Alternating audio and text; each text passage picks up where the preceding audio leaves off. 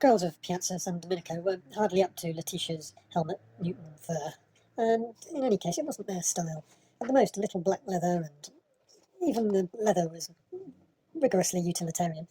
It was no joke spending hours in the dark holding an umbrella in the autumn rain, your bottom resting on a street seller's sodden wooden bench. Transsexual dress and manner maintained, moreover, the rigorous public decorum of Sicily.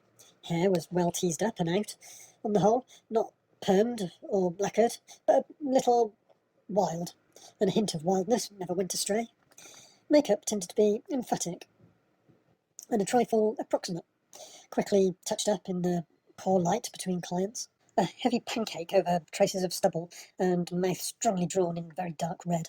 The girls popped in most nights to the Sant'Andrea, nipping down the alley to the tiny ruined piazzetta, or coming straight from where they had received their clients in the same old tenement. The kitchen staff always knew how business was doing by the footsteps on the stairs, and business was usually brisk. The girls say hello and have a glass of water or something and cast a quick eye over the diners. They were staking out their territory, just in case San Andrea started getting uppity and started getting ideas about quality. The girls refused to be confined to the middle. Sometimes they had a bite of the beer, confusing the tiny Tamil child who sold single roses for the ladies. Did they count or not as a lady client? More often they came to share a cognac with their kitchen staff when the restaurant was finally empty.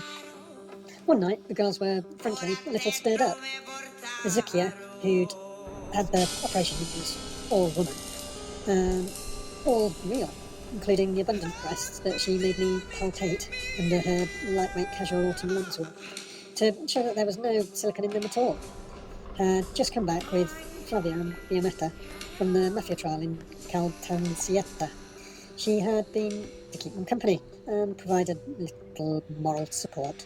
Flavia and Fiammetta,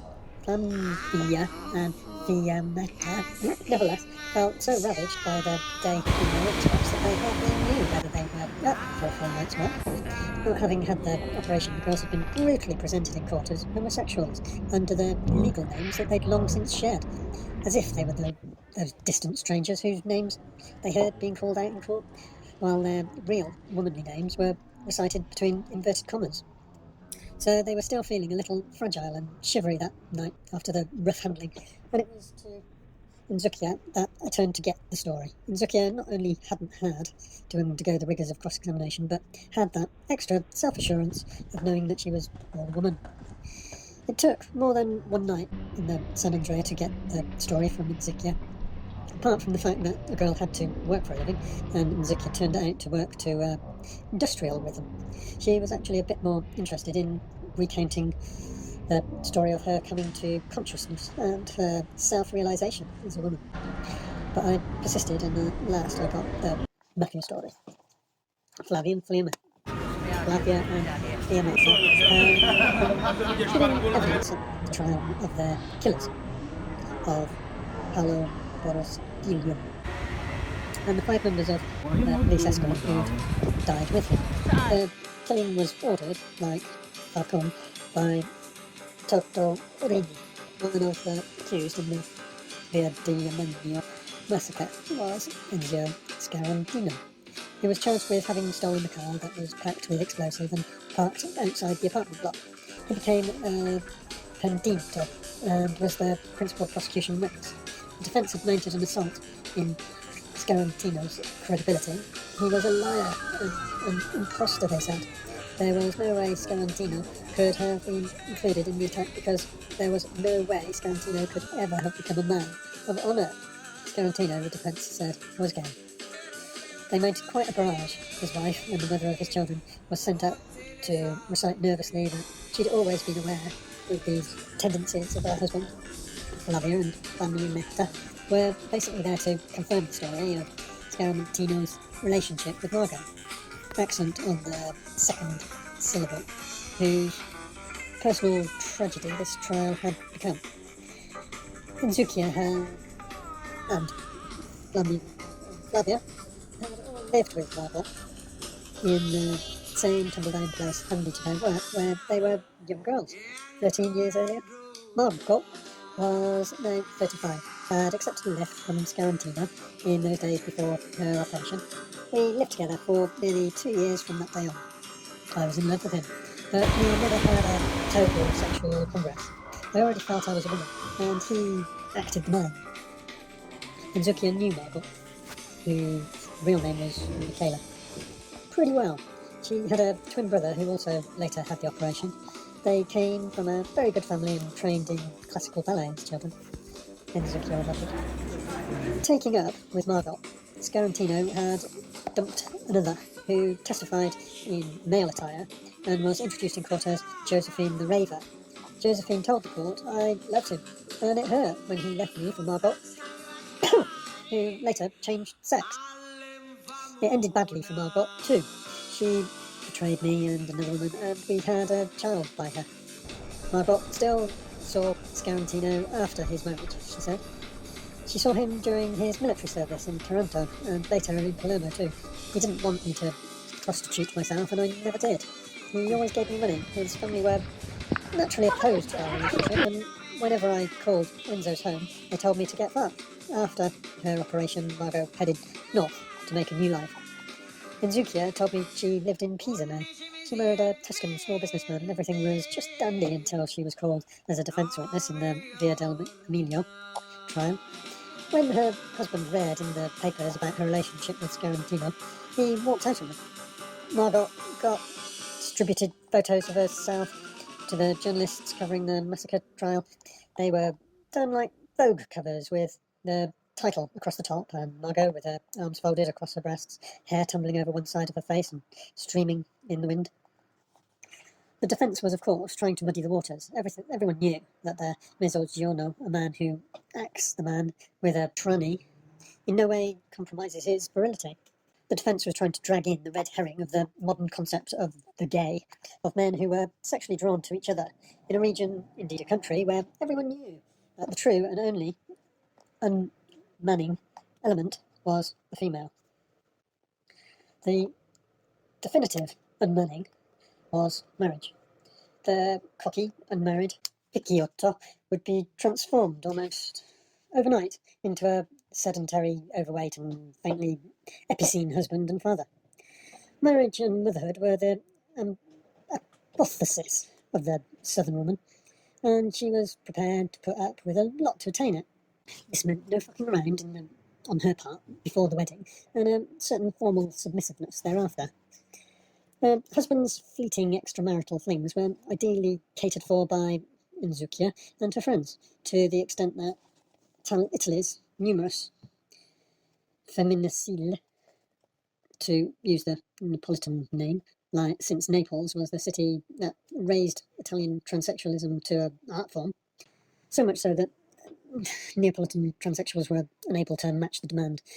Although in the 80s, Brazilian transsexuals flooded into Italy and headed north to Milan to service the errant husbands of the boom years, a transsexual was less problematic, less challenging for an Italian husband to encounter than another real woman would have been, and made the whole thing less like a betrayal of marriage and family.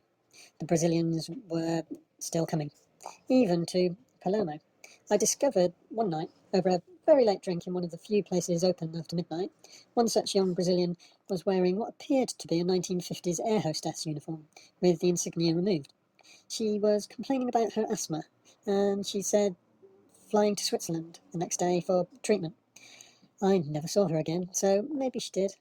Later that night, Pippo introduced me to an elegant person named Julia. Julia asked me whether I wanted to meet a mayor, and seemed a little crestfallen to hear I already had.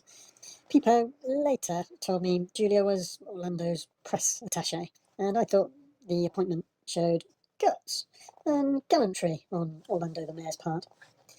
And now Enzukia was telling me the story of her life. She was the 9th of 11 children born just around the corner in the Vuggeria. 7 boys and 4 girls, and it wasn't clear where Enzukia put herself. Her father had been a porter at the Grand Hotel des Palmes, and her mother had done ironing there in the hotel laundry. There'd been conflict with her mother, though her brothers had been very understanding and lent her a lot of support in the early years. "You're just jealous of me," "You cow," Enza had yelled at her mother. "You're jealous of my youth, my looks, my freedom, and everything you wanted to be and never were. Life at home was no idyll. It wasn't idyllic." Enza's story got a little confused when she was recounting the times her brother, who was a junkie, had fought with their mother and smashed the place up and cut her, and the police had come. Recollections merged. I wasn't sure if this was the same brother at different moments, or different brothers in their different stories. Enza's first real step to freedom, the second and culminating one, having been getting operated on and becoming all woman, had been going out to work for the first time at the age of 14, right there in the Piazza San Domenico. It was a big step. After that, she never looked back. "You'll never guess who my first customer was," Enzukia said, her eyes glowing fondly at the memory. "Who?" I said. "My brother," she said. By now, Enza had put on a certain middle-aged embonpoint, and was, much as anything, she liked playing with her little nieces when they came to visit her in that little flat before she went off to give head of an evening. She had a fairly maternal air with Fulvia and Fiammetta too, although they were no chickens either, no spring chickens. Yet they lacked Enzukia's solid self-assurance, which came perhaps from knowing she was a real woman. Flavia verged on the twitchy, and Fiammetta was given to wild, though charming, shrieks of laughter through her wildly but charmingly teased hair.